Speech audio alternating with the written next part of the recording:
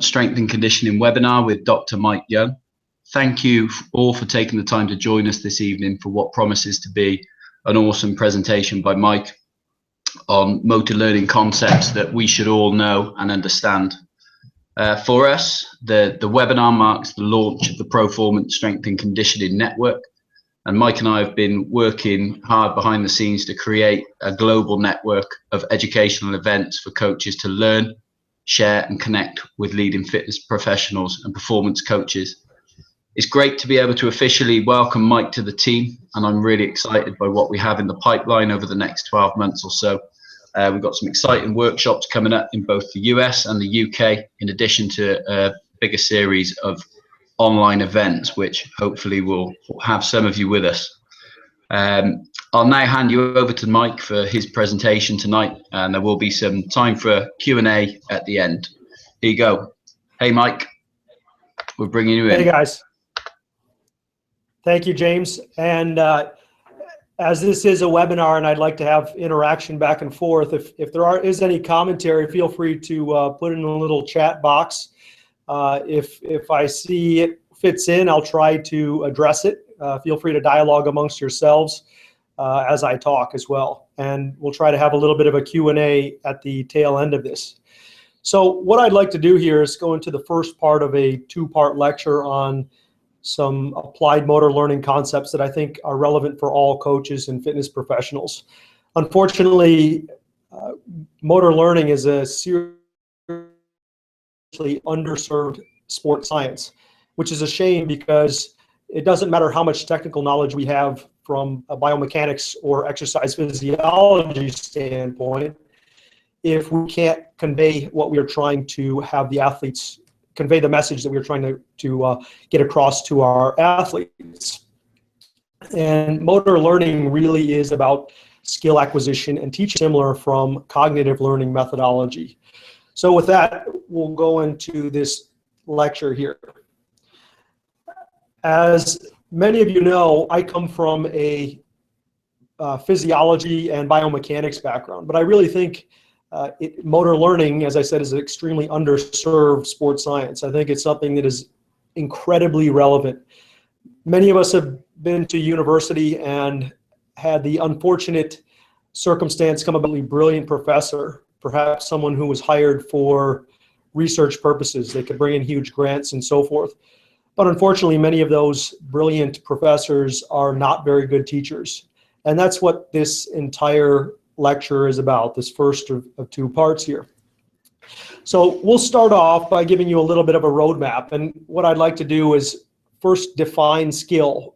And we will define it from a research standpoint, how it is used in the motor learning research.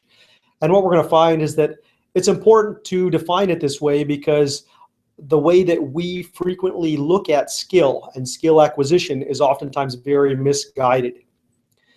Then we'll go on to what I call the skill acquisition paradox. And this is what leads a lot of well-intended coaches astray.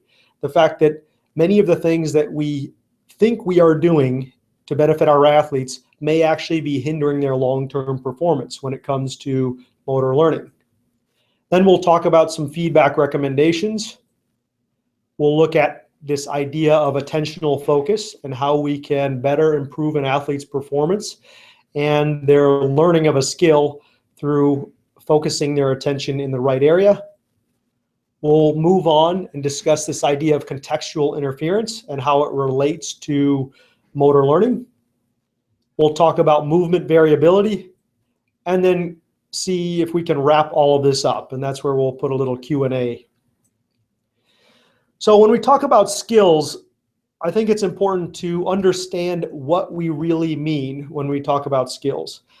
Most of us would define skills as practitioners in the field as being able to accomplish a task and do so with great movement efficiency. And I think this is a great definition. It works really well in the framework of motor learning, the motor learning science literature. However, we need to add 2 or 3 things onto that definition to really get to the heart of what we are trying to accomplish as coaches. Now, one thing that is irrefutable is that everyone wants to be more skilled. They want have a higher level of proficiency. It doesn't matter whether you are a beginner or a expert level, we still want to have skill than we currently have. The benefits of that should be undeniable. One thing that we do need to kind of keep in mind, though, especially when dealing in our realm, strength and conditioning, sport performance, is that it's important to recognize that performance alone is not necessarily indicative of skill. So for example, I could take an athlete who's very, very fast. They run a fast 40-yard dash or 30-meter dash or whatever the case is, but they may be highly unskilled at running. Running is a skill. You can't improve the mechanics of it. They may be very fast just simply because they chose the right parents. They have great fiber type, limb length ratios, and so forth. The engine is really big, but they could be highly unskilled at the movement patterns associated with running efficiently. If we were to improve those movement patterns, then we would have an improved performance. On the flip side of that, we could also see an athlete who is highly skilled but lacks the physical parameters. So they don't have the strength, the stamina, the flexibility, but they do have the movement patterns correct. As practitioners, we should recognize that performance is ultimately the intersection of your mechanical proficiency and how big of an engine you have. We can't shortchange one and expect to maximize performance.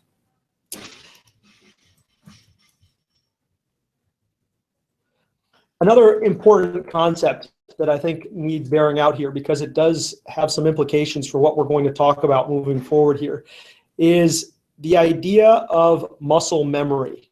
Now, you'll hear a lot of coaches talk about learning a skill and storing that information in the muscles. That doesn't really happen like that. What ends up happening is the motor pattern, the skill itself, is not too dissimilar from cognitive learning. All of that change, those neural connections and so forth, is actually occurring in the brain. Now, this means that muscle memory, as most people casually refer to it, does not exist. But that doesn't mean that movement memory does not exist. We can have movement memory. Now, the implications for this is that many of the same things that we find true for cognitive learning are also going to hold true for motor learning. And this is nice to know, and it's well validated by research, because the things that we oftentimes do as practitioners are very different than what we tell our student athletes, for example, to do in cognitive learning. And what we should actually be doing is something quite similar to what we're doing in cognitive learning.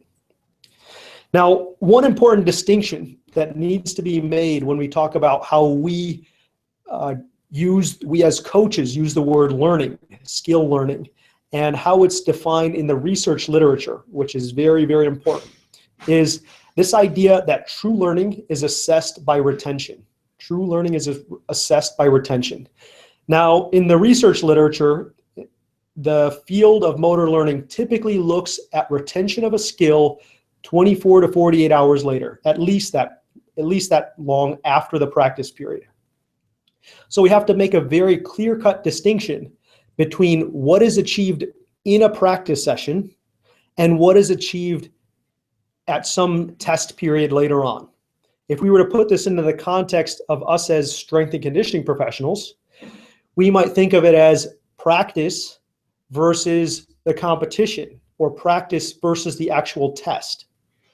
So if we're using this and keeping this in mind, that true learning is assessed by retention, what we're going to find is that a lot of the things that we do, well intended, we do it with all the best intentions in mind for our athletes, what we do is actually very, very much wrong. What we're looking for is a continuous improvement over time. We want to see these marginal gains incrementally add up over extended periods of time. Now, this is important to recognize here. I think we all understand this to some extent. This is important to acknowledge because a lot of the things that we do get in the way of this continued improvement.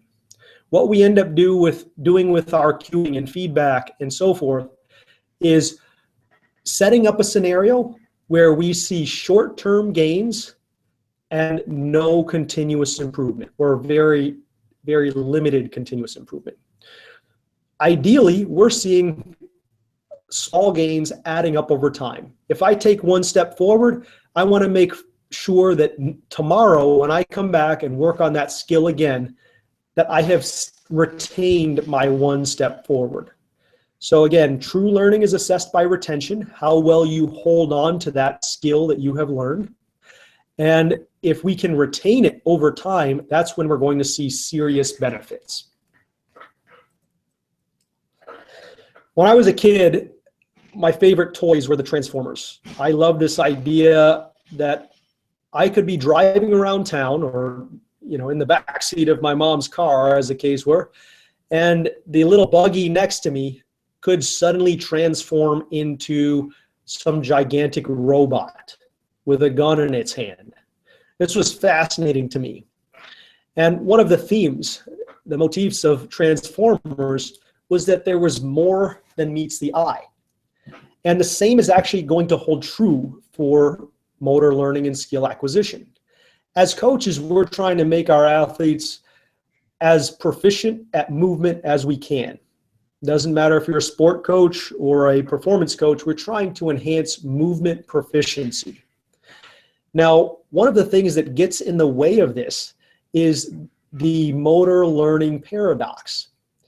And the paradox is that there is much more than meets the eye. Seem to be good. Things that seem to be working are in fact not working at all when we judge it by the criterion of retention. So we get these short-term gains and we come back the following day and we wonder why this athlete has lost all of the skill improvement that they gained the prior day. And we bang our head on the wall, we blame the athlete, maybe we blame ourselves. And a lot of times this one step forward, one step back interplay is really just due to some simple things that we are doing wrong. And what we see is that many of the tactics, many of the strategies that we use to enhance skill actually impede true skill acquisition.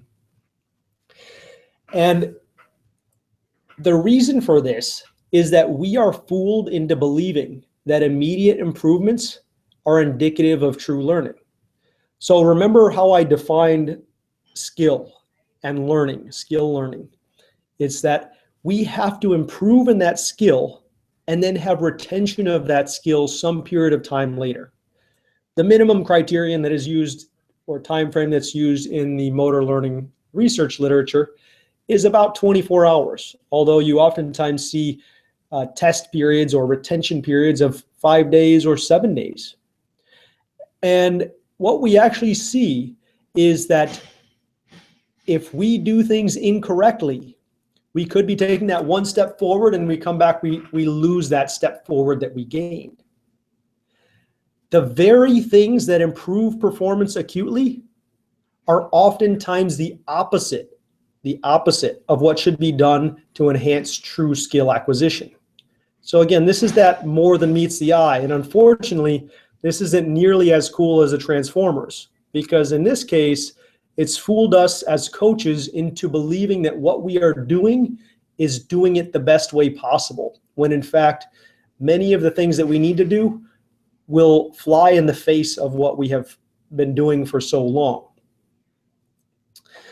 Let's move on now and talk about feedback. So the next portion of this lecture series, this webinar, is going to be about myth busting and some best practices of what we should do as coaches to enhance motor skill acquisition. And we'll kick this off by looking at feedback. And as a coach who started coaching very, very young, I took on my first coaching job at an age group track and field club at about 17 years old.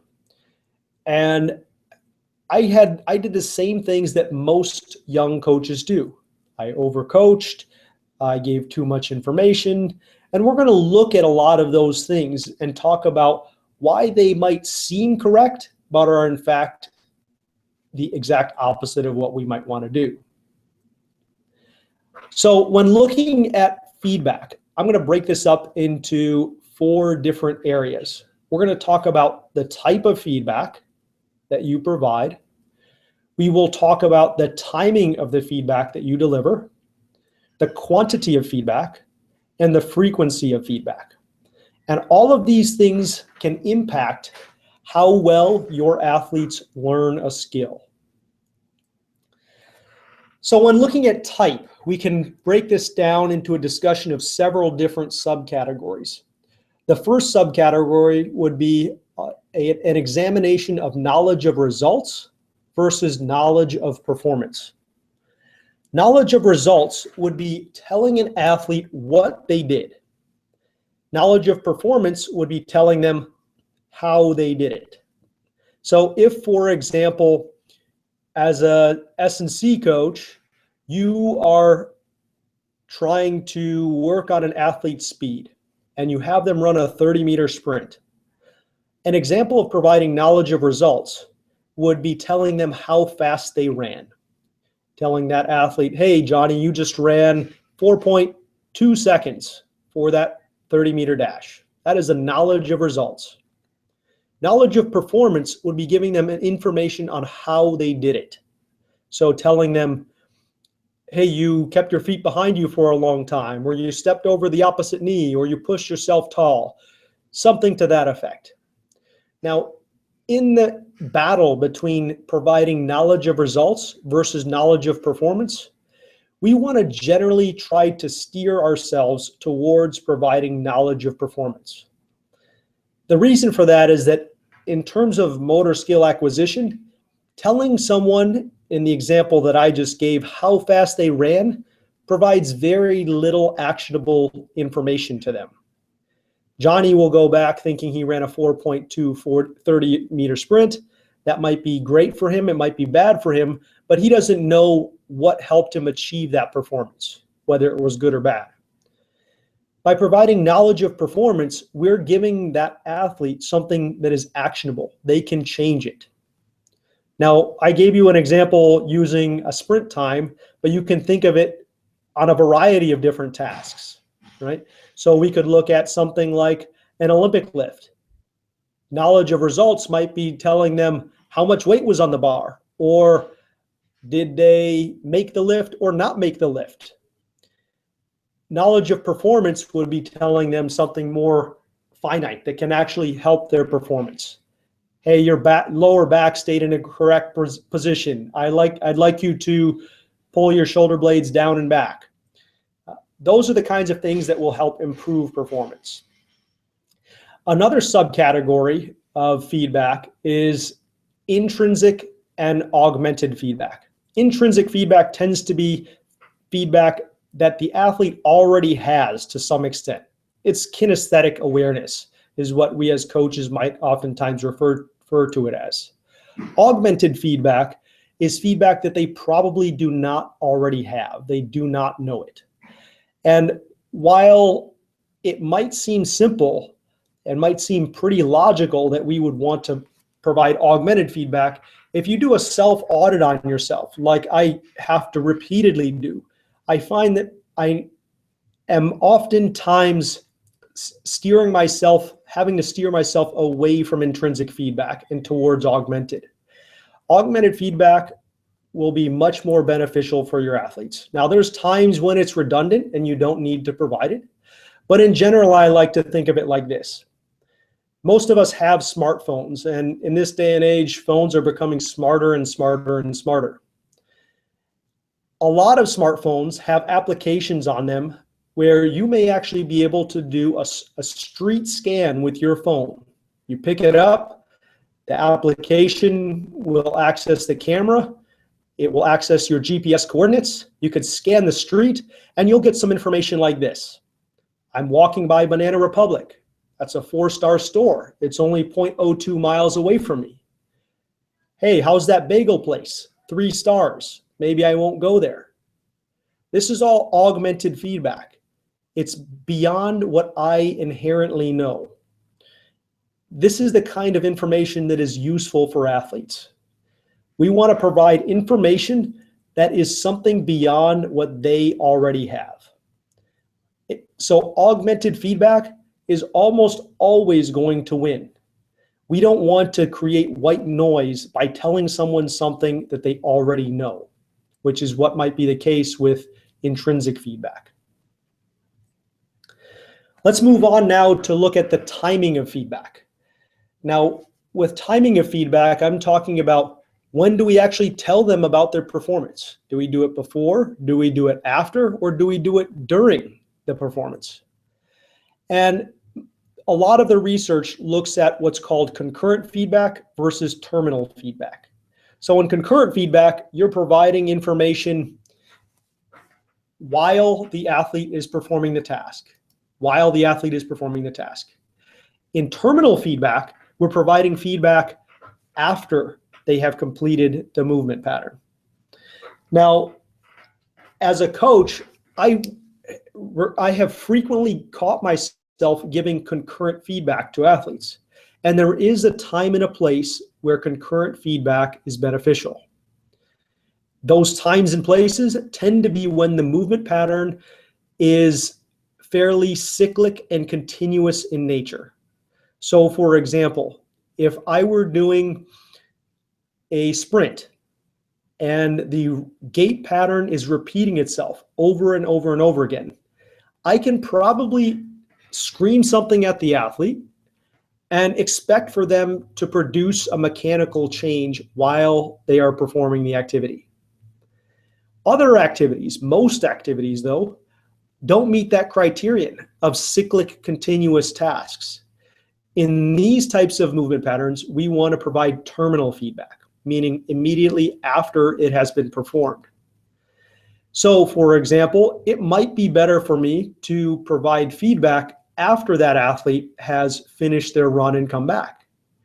Or in the case of something more gym related, I might let them do their sets of 2 on a power clean and not tell them to fix anything until they've completed the set of 2.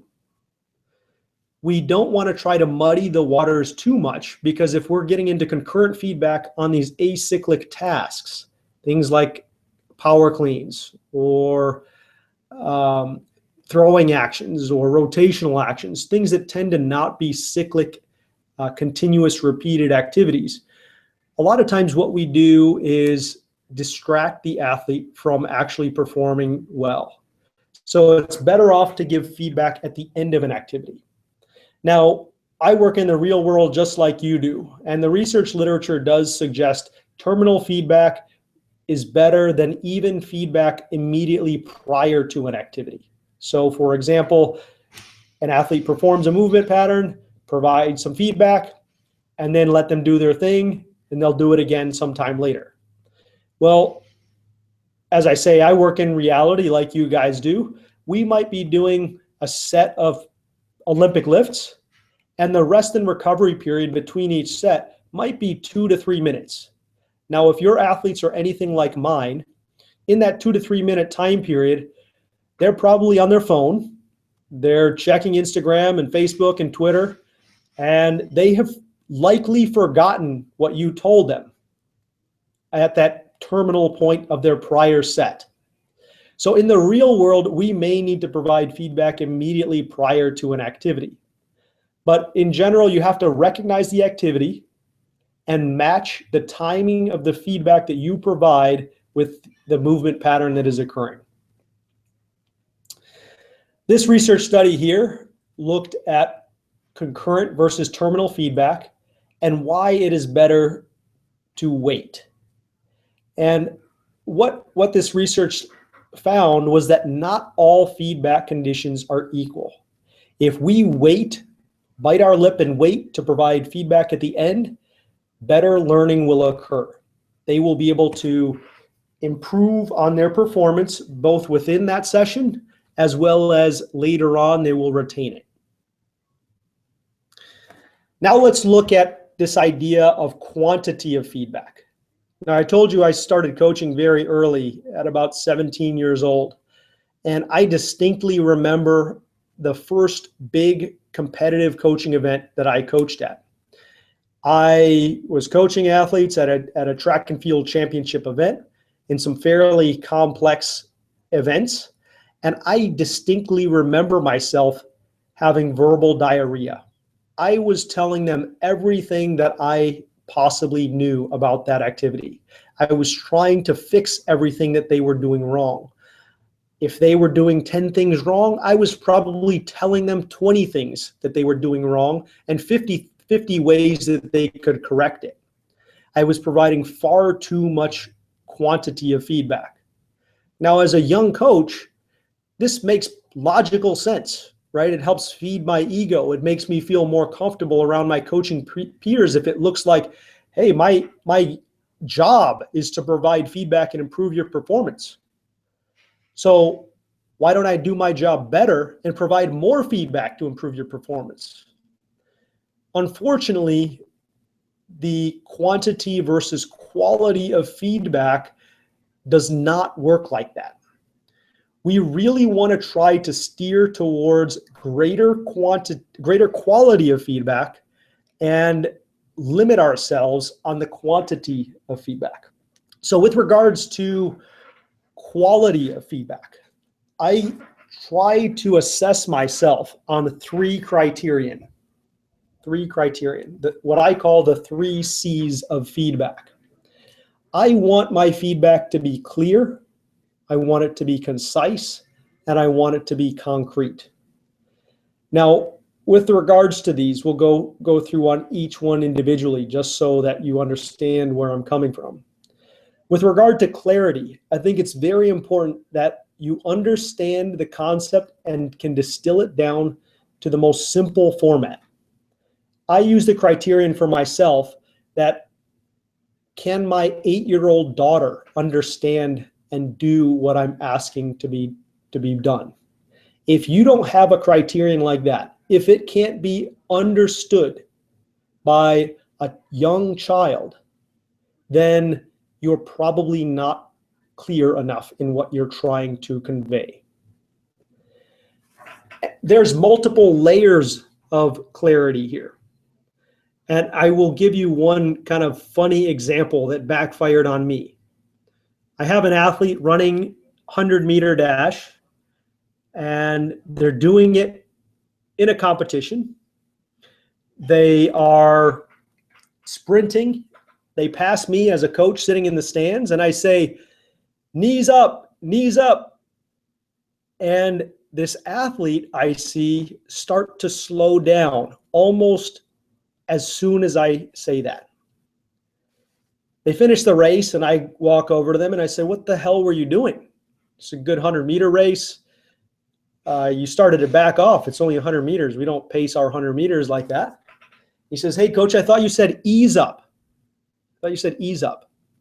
So here's a scenario where just because I chose words that could be easily misunderstood, it had the opposite effect. Now that's kind of a ridiculous example there. It just so happens that knees and ease match up with each other. But more oftentimes what we run into is that we have a perfect understanding of what we want our athletes to do, but they don't know what the hell we're talking about. And a lot of times we see this when we provide some feedback and then all of a sudden they're doing something completely opposite, or no change is being made. And you provide the same feedback repeatedly, and no change is made. Certainly no beneficial change. And a lot of times we get frustrated with the athletes. Hey, are you paying attention to me? Are you being mindful? And the real problem oftentimes is in our clarity. We are not telling them exactly what we want them to do, and or they don't understand it in the language that we are using. So we want to make sure that we are telling the story in a language that they can understand. Sometimes this is going to come down to simply asking an athlete, do you understand what I'm asking you to do? Can you do it in slow motion? Can you explain it to me? And while those aren't the best criterion necessarily, A lot of times just by asking questions like that, you will find that your clarity is not very good. You'll find that they don't understand what you're asking them to do. And if they don't understand what you're asking them to do, it doesn't matter how much you know. So we want to try to really focus on clarity. We also want to be as concise as possible. We don't want to provide excess information and have verbal diarrhea. Linguistics research suggests that that's not going to be beneficial for us at all, or our athletes, that they will probably remember the last thing we said, maybe if we're lucky, the first thing we said, and nothing in between. And what we want to try to do is use as few of the words as possible. I do some research editing, some editing for a couple sports science research publications. And one of the things that we have to do when editing research journals is make sure that there are no extra words, that you are as concise as possible. This is one of the reasons why research is oftentimes so dry to read, but there's no excess baggage, so to speak. You're just getting to the point. And we need to do the same thing with our athletes. Don't use 10 words when you can use 8. Don't use 8 words when you can use 6. Don't use 6 when you can use 4. If you can get away with delivering a message in 1 word, you're going to find that that's oftentimes the best way to enhance motor skill acquisition and learning. Our last C is concrete. We want our feedback to be as concrete as possible. I'll give you two examples here. Let's say our athlete performs a movement pattern. Let's use power cleans again because it is a fairly complex, common exercise that all of us probably do to some extent, or coach. The athlete performs a rep and we say, that was good. That is as wishy-washy as you can imagine. It's something that we tell our athletes all the time. That was good. Well, from the athlete's perspective, they've probably become so accustomed to hearing that worthless feedback that they might not even know any better. But saying that was good tells them almost nothing. What was good? Was the entire thing good? Or was my setup position good? Was my front rack position good? Was my second pull good? Did I keep my elbows straight until I finished the pull? Give them something concrete. Surely not everything was good. Not everything was bad. So when we're trying to provide feedback, remember we deliver it with the 3 C's: clear, concise, concrete. Can a 6-year-old understand what you're trying to do? Can you distill the most complicated processes, the most complicated movement patterns down into something that is easily digestible and palatable? That's going to be really, really critical and important for our success as coaches and our athletes' success in motor skill acquisition. Let's move on now and talk about feedback frequency. And this is another one where what is seemingly logical is not actually the case. As coaches, it would make sense. I can rationalize why it would make sense to provide feedback every single time to every single one of my athletes on every single rep that they perform. That's my job, right? I'm supposed to be helping them get better. So why don't I do more of what helps them get better? Unfortunately, this is not the case. And what we actually see is that less frequent feedback may be beneficial. And I've got one paper up here, but this is actually fairly unanimous in the research literature, with the only differences really being across skill level. So less skilled athletes may benefit from a little bit more feedback. More highly skilled athletes may benefit from less. But in general, less feedback is going to be beneficial. We want to move away from feeling like we need to provide a ton of feedback every single performance, every single time that athlete does a rep. What ends up happening is that frequent feedback may generate what's called maladaptive short-term corrections. and the athlete may actually become dependent on that feedback. And that's the last thing that we want, because for most sports, an athlete cannot test or an athlete cannot compete with you in their ear. Even in really closed sports where there's very little variability going on, things like track and field and swimming and Olympic weightlifting, even in sports like that, the coach cannot be right next to them while they're performing the activity in the competitive arena. And when we look at other sports like football and rugby and field hockey, the coach can barely have any interaction with players. They can yell across the field. They might be able to say one thing or another, but ultimately they're going to be in a scenario when they're actually called upon to perform where we cannot provide a ton of feedback. So among other reasons, we want to make sure that athletes are not dependent on the feedback that we are providing, because when it actually matters most, they probably will not be able to have us right by their side. We want them to be able to figure things out on their own. And that's part of what less frequent feedback is going to do. When I first set up my training center in the States, I had a handful of Olympic sport athletes move to train with me, some of whom had never trained with me prior to that point, some of whom had only trained with me via correspondence prior to that. And when they started training with me, some of them were a little bit worried. They were worried that I didn't provide feedback all the time. They thought maybe that I wasn't watching. They thought that it was so bad that I was disappointed in them. And neither of those were actually the case. The way that I tend to treat my delivery of feedback and the frequency in which I deliver it is by taking what I'd call a bandwidth approach. So for example, I will have a bandwidth plus or minus, for the sake of discussion, 5% of ideal, 5% of ideal movement pattern. And if they deviate from that a little bit in one direction or the other, I might not say anything.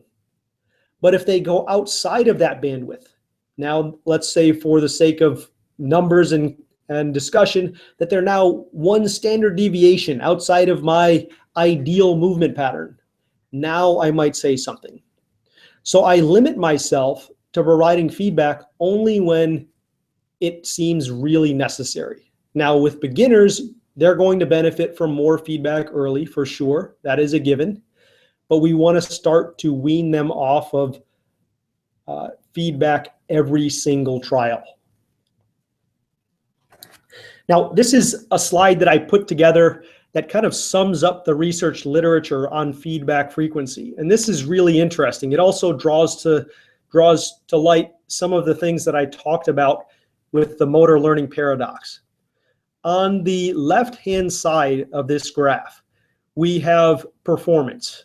Now, again, this is an amalgam of several different research studies that looked at things as far-reaching as dart throwing and basketball shooting and putting in golf. Very complex to simple motor tasks. It covers the gamut. And movement patterns were assessed on whether they were poor or highly skilled. So up top, higher is better. Now, if we look at practice, and we provide feedback every single time that athlete does a putt, we give them feedback. Every single time they do a squat, we provide them feedback. Versus a scenario where we provide reduced feedback. Look at what happens here. We actually see that in that practice session, providing feedback every single time is going to improve their performance. And providing reduced feedback will actually diminish their performance when compared to 100% feedback. So if you were to only look at this practice side of this graph, you would say, well, why wouldn't I provide 100% feedback all the time? It improves performance. It helps them get better. But remember, we're looking at skill through the lens of retention. How well did they retain what they learned a day ago, 2 days ago? And then can we add on that tomorrow? So if we do that, look at skill through the lens of retention, and we go to a test or a competition scenario, we look at the groups that have received 100% feedback and look at what happens. They've fell through the toilet. I mean, the performance dramatically dropped off.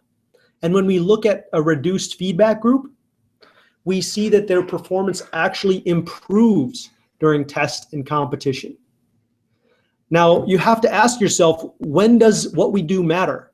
Do we want to create workout warriors that look great in the practice, or do we want to create people who can perform when they need to perform at their best?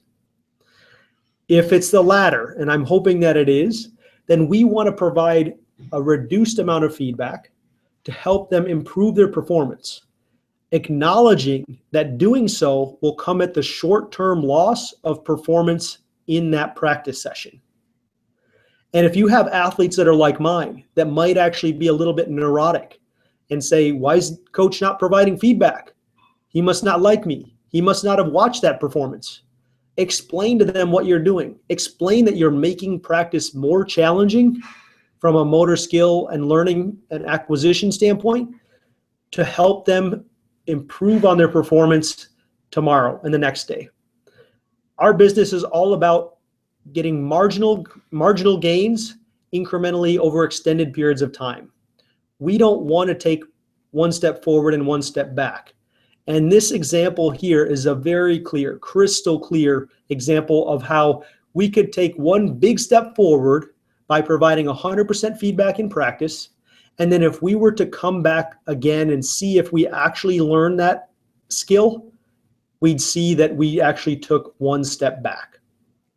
Meanwhile, if we provide reduced feedback, we might not improve as much in the short term, in that practice session, but when it actually comes time to test, we would find that our performance was actually better than it was during the practice session.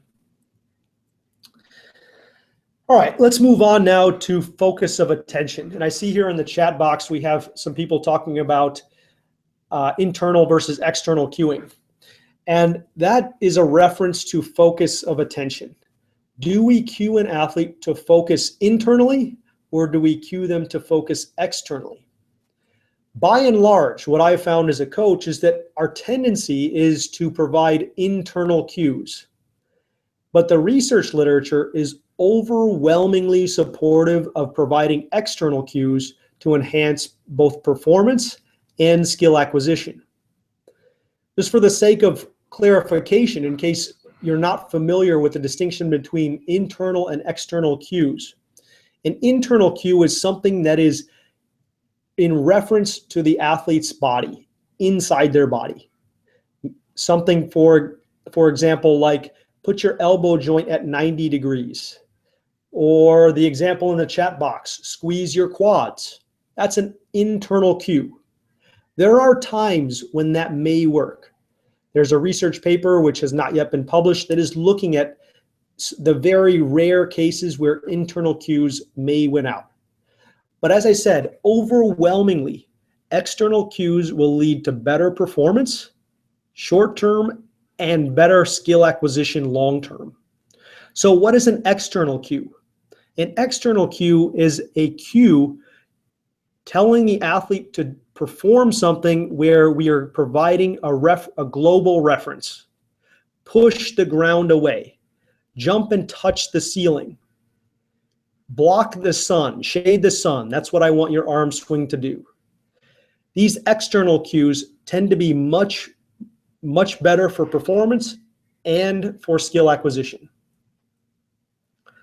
Now, this is a study here done by two of my peers. I actually started a company with this Will Wu, and Jared Porter and Will were office mates of mine.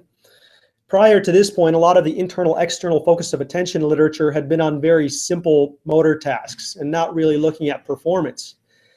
But this particular one looked at a test that many of us do in our practice, standing long jumps or standing vertical jumps.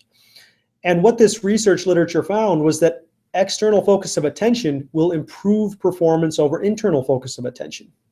So if we tell the athlete, we give them some feedback and say, jump to this point, something external to the athlete, they will perform better. We say, push the ground away, they will perform better. But if we did, in contrast, something internal, when you take off, I want your leg to be at 180 degrees, fully extended. That makes sense to us as practitioners, but in terms of the skill learning and in terms of what they can actually perform on, it's actually much less with an internal cue versus an external cue. So here's a look at the effect of attentional focus on standing long jump performance. And again, this is significant here. Imagine impacting an athlete's performance just by the cues that you give them. That's 15 centimeters or so, 10 to 15 centimeters. That's a huge margin. This is getting to the ball or not getting to the ball. This is tackling a player or not tackling a player. So again, external cues are overwhelmingly going to win out. We have to be careful with what we provide because the textbooks that we read as practitioners tend to provide the information in ways that we would naturally want to convey internally. Degrees, movement pattern, movement speed, sequencing of movements. But those are not what are useful for the athlete. So we need to translate that into an external cue that the athlete will be able to make actionable.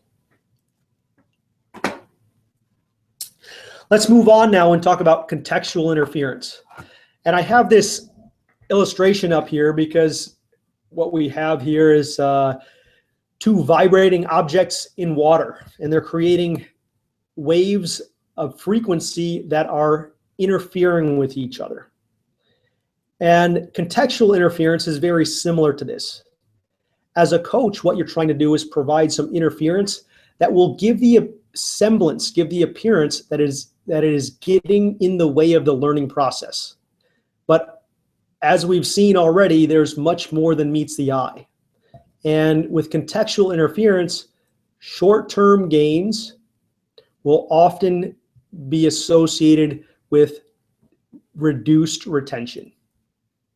So when we look at contextual interference, I'm going to give you a scenario here, a scenario that is very, very commonly used in our field. Let's say we're trying to learn how to Olympic lift. Maybe we have a team of athletes and we're trying to improve their proficiency in the Olympic lifts. A typical programming schedule might see you set up a training plan like this. On Monday, we perform 12 reps of a clean pull. On Wednesday, we perform 12 reps of a hang clean.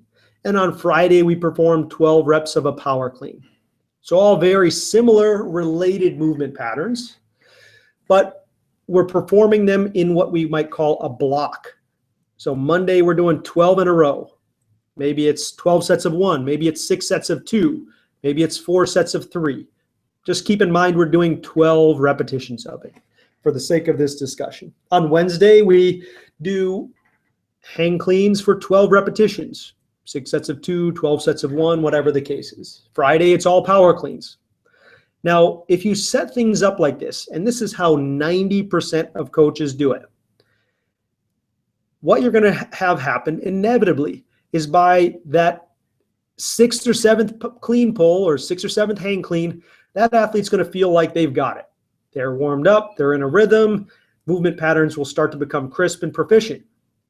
And it will look great until you're finished with that practice. But if we were to come back later, as we've seen before, we might actually see that the skill that we have thought that we learned might actually regress. Same thing holds true for hang cleans and power cleans. Yet this is how we oftentimes set up our practice schedules. To give you another example, I'm sure many of you are familiar with the basketball player Shaquille O'Neal. And I don't know how closely you followed his career in the NBA, but he was an atrocious free throw shooter, absolutely atrocious. one of the greatest players of all time, shot something around 50% from the free throw line. So here you have a player who's being paid millions of dollars. It is his job to put the ball in the basket, and he can't make a basket standing still when no one is guarding him from several feet away from the rim. Now, a lot of people looked at this and said, what's wrong with this guy? He's lazy. He just needs to practice more, blah, blah, blah. And Shaquille O'Neal worked with some coaches that I'm familiar with. He went to school where I went to school. So I've had the luxury of meeting him on a couple occasions, and I found out what he did. He would shoot. He had a free throw shooting coach. He would go to the gym at the height of his career and shoot hundreds of free throws after practice on a daily basis. And in practice, he could make 80% out of those hundreds of free throws. 80%. But when it came to a game, he still sucked. He was shooting 50%. He went through free throw shooting coach after free throw shooting coach, and it didn't get any better. And the commonality was that he was following this blocked practice schedule. It allowed him to make 80% of his free throws in a practice session, but when it came time to do it in a game and actually test his skill acquisition, he was actually quite poor. He hadn't learned what he had thought he had. So while most coaches program in what we call a blocked fashion, what I would suggest we move towards is one of these different practice scenarios. The first one is a semi-block. So for example, we do 4 repetitions of a clean pull, 4 repetitions of a hang clean, and 4 repetitions of a power clean. What's going to happen here is that the athlete might not ever get as good in that practice session at any one of these movement patterns as they would if we gave them 12 straight tries at it. But what we will see is that anytime we make that changeover between one exercise to the next, clean pull to hang clean to power clean, that athlete now has to make some mental notes. Whether it's conscious or unconscious is another matter altogether, but they have to figure things out. They have to be mindful of what's going on, and this is leading them to greater skill acquisition. It might not look as clean while they do it, but if we were to come back and test a day later and do some 3D motion analysis or force plate analysis on the proficiency of the movement, we would find that moving away from a hard block program would actually improve performance. If we have a more highly skilled athlete, what we might try to do is follow what we call a serial pattern. So now it's clean pull, hang clean, power clean, clean pull, hang clean, power clean. Now you could do this a variety of ways. Maybe this is a complex. Maybe one set is do 1 clean pull, then do a hang clean, then do a power clean, and that's one set. You're introducing some contextual interference within the set, and that's going to help the athlete learn that motor pattern. It's going to be harder for the athlete if they're not already at a high proficiency level, but it will help them gain and acquire higher levels of skill. If we have someone who's more advanced and we want to try to challenge them with the training schedule, the practice schedule, then we can perform a random order. We say hang clean, clean pull, hang clean. They don't know what to expect. We provide them with something that is unpredictable, very similar to what might be seen in the sporting arena. Now, this contextual interference, while it seems to interfere with performance on the short-term level within that practice session, what we actually see is that if we can provide one of these types, semi-block, serial, or random, to an athlete at their appropriate level, that they will learn and acquire skill better.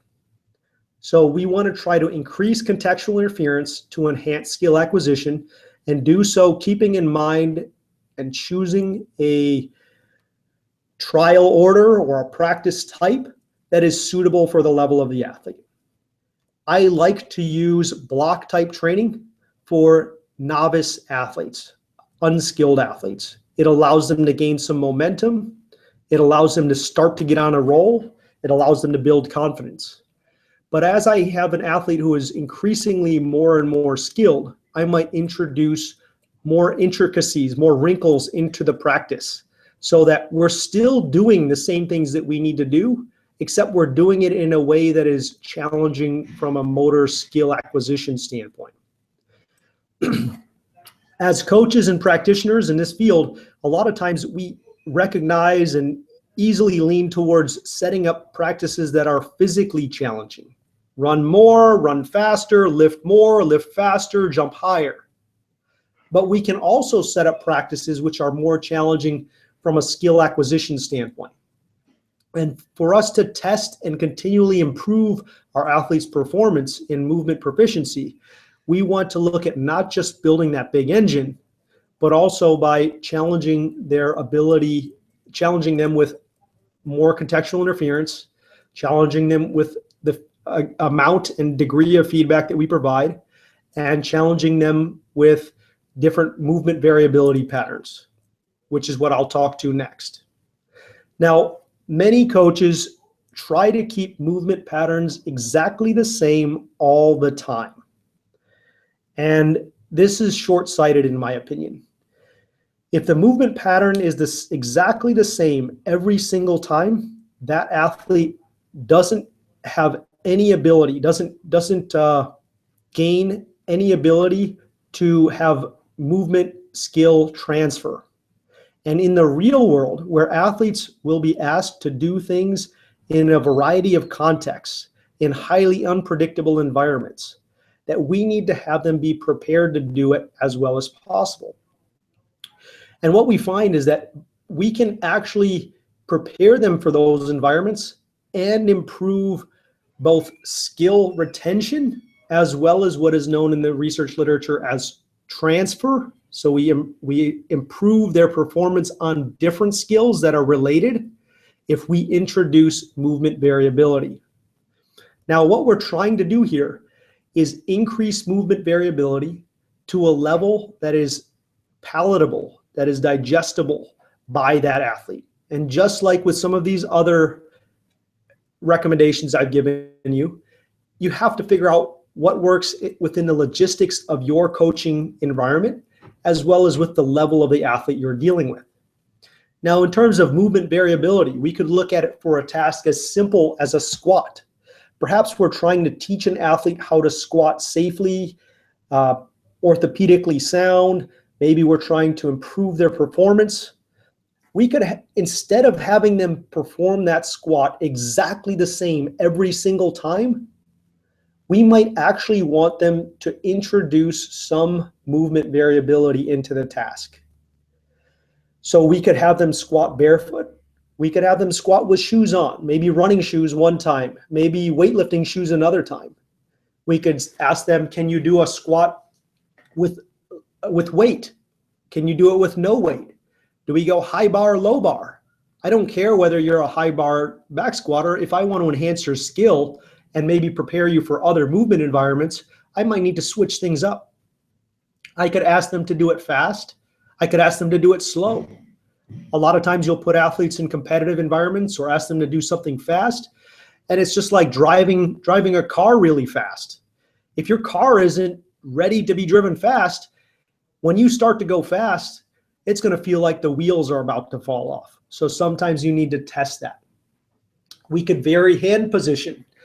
There's limitless and infinitely limitless number of things that you could change here. Change the heel height, change how the knees track. Just because it isn't exactly what you do in the competitive arena or in test environments doesn't necessarily mean that you never want to go there. We could be making changes as small as micro changing the position of the feet. Normally we're at 5-degree toes out. Maybe we want to do a couple warm-up sets with the toes straight ahead. Or maybe we want to do back-off sets with the toes pointed out or with a wider stance. And it doesn't have to be a wholesale change. It could just be very slight changes in performance. I think if we look at the greatest sportsmen of all time, one of the commonalities is that they do things that they have probably never practiced, and they do it exceedingly well. I think if you think of a guy like Michael Jordan, my childhood hero, and we look at his highlight reel, we see that there are shots that could probably never be performed in any other environment.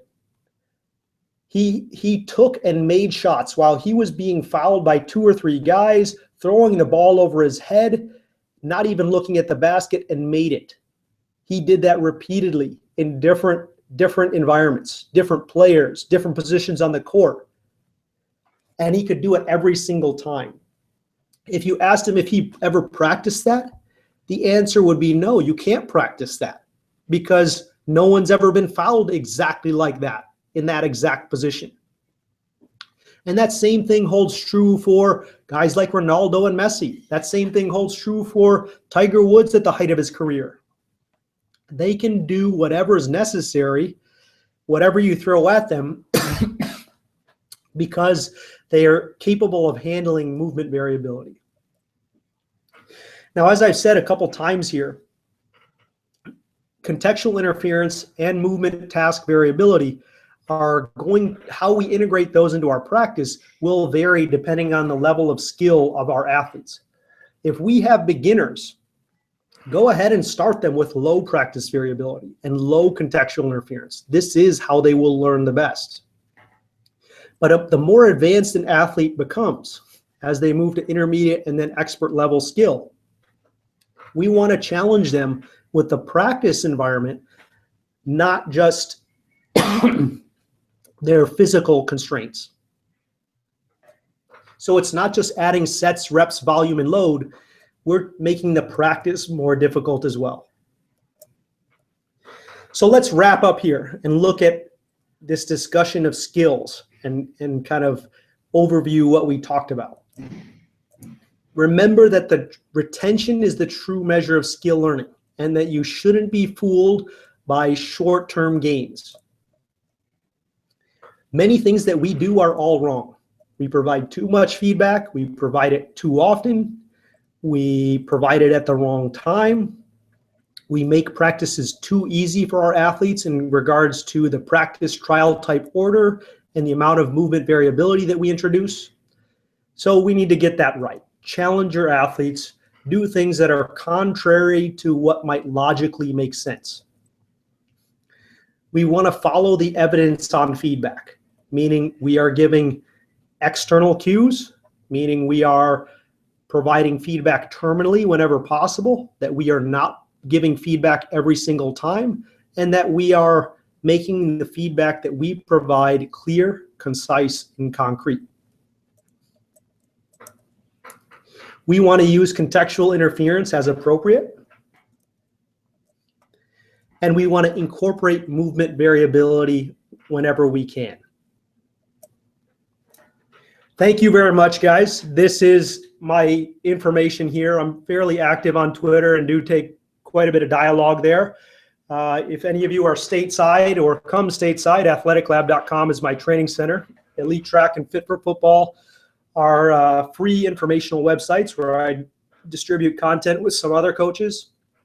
Performance Pro is James and I, our new network that we're trying to kick off, and I do put some of my PowerPoint slides on that slide share. So I have noticed there's some discussion here on the chat board. It looks like some really good stuff here in terms of discussion between internal and external feedback. As I say, the information is overwhelming in terms of providing external feedback. It has been brought to my attention that there might be one study that's looking at a very specific environment where internal feedback might be better, but I think that is very, very early on to be looking at that right now, and there's not a lot in support of it. So there is a question about the difference of variability and contextual interference for open and closed sports skills. Now, I work or have worked traditionally in primarily activities like performance-oriented quantitative sports, very closed, discrete task activities, like sprinting, like throwing, like Olympic weightlifting, like pushing a bobsleigh, where you do something and then you're done. And the environment is exactly the same every single time. The rules still apply here. All we have to do is just put them into the appropriate context. So, for example, with contextual interference, if I am trying to get an athlete to become more proficient at a block start, one thing that I might do is I might schedule on the training plan 8 times 30 meters. And my goal is to have them get better at starting from the blocks. But instead of having them do all 8 times 30 meters from the from the blocks, what I might actually have them do is every third one we might take from a stand start. Or I maybe even have them start with the wrong leg forward. So every other one, or something to that effect.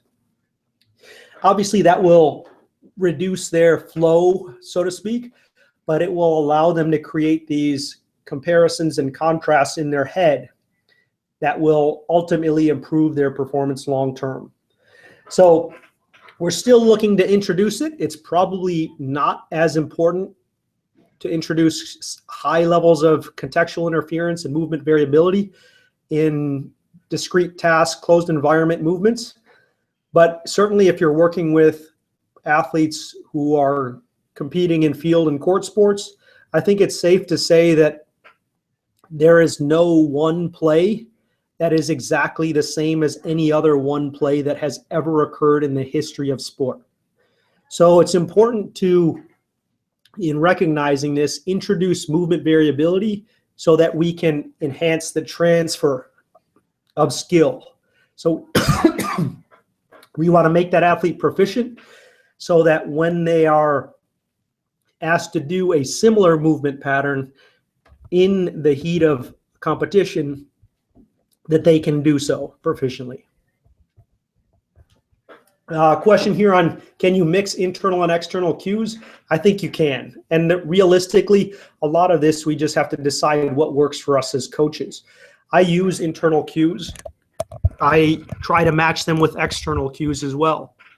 You could put them together. I think the example here by Dwayne is push your knees out like you are pushing against a band. That's a good mix. A lot of times I will use quasi external feedback. So for example, I might say, throw your hand over your head, right? It's external from my hand, but I'm using the global reference frame of my head. So there's some gray ground there, some middle ground that I think is fair game. And really with coaching, we have to recognize that it, of course, is an art and a science. Not ignoring the science that is pretty clear on feedback and motor learning, but recognizing that within the logistics and context of how we train, that sometimes you're going to violate these so-called rules. In terms of, James had a question on feedback with video feedback within a session. I think it's great to use. And I don't use it extensively, meaning we don't record every single repetition every single time and look at it every single time. But I do use it quite a bit. And I don't necessarily use it the same way that most coaches use it. So the tendency for most coaches is to provide feedback, or video feedback, using what's called an expert model. If we want to see what a power clean looks like, we pull up the latest video from Hook Grip and we see what some Chinese girl who's been lifting for the last 15 years does on a power clean. Super technically proficient. And that works. That does work in some cases. However, as the athlete becomes more and more proficient, we might actually want to stay clear of providing expert models. We might actually want to show them people who are doing it wrong, because that will allow them to make those comparisons and contrasts that will allow them to learn. You might even provide a video of a performer doing something with the same mistake, maybe to a greater or lesser magnitude than they are doing. I will frequently record another athlete while we're weightlifting on my weightlifting team. They're doing an error and I show it to someone else who's performing the same error, but not quite to the same extent. So novices work really well with expert models.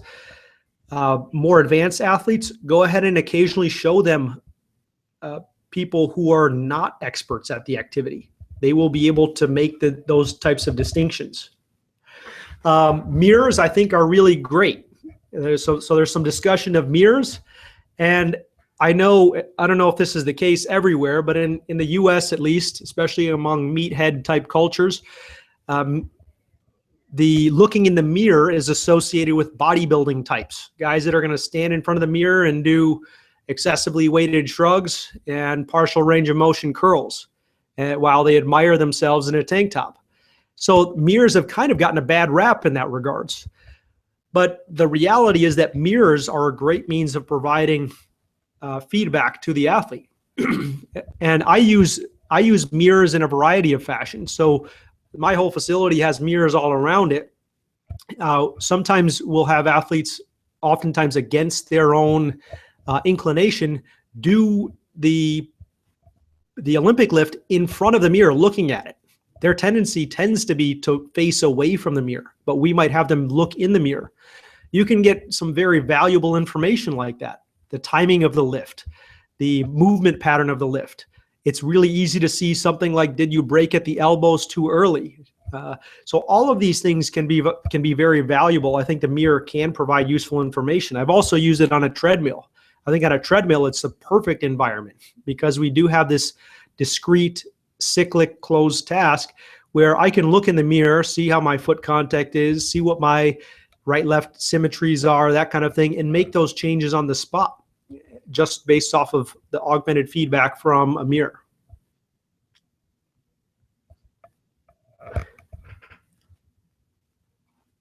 Any other questions, guys?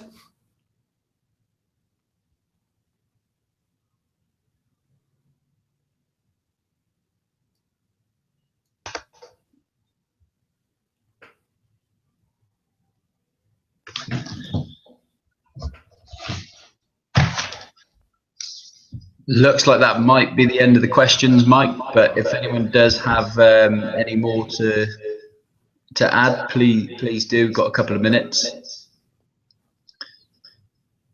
But whilst I'm on, Mike, it would be great, just great to thank you for your time this evening. It's obviously been great to have you presenting, and I'm sure everyone would agree. It's given me lots of fuel for thought to go and review my own practice. Even thinking back to just this afternoon, especially about the feedback, I'm all of a sudden very conscious. Thank you, James. Thank you, guys. Yeah.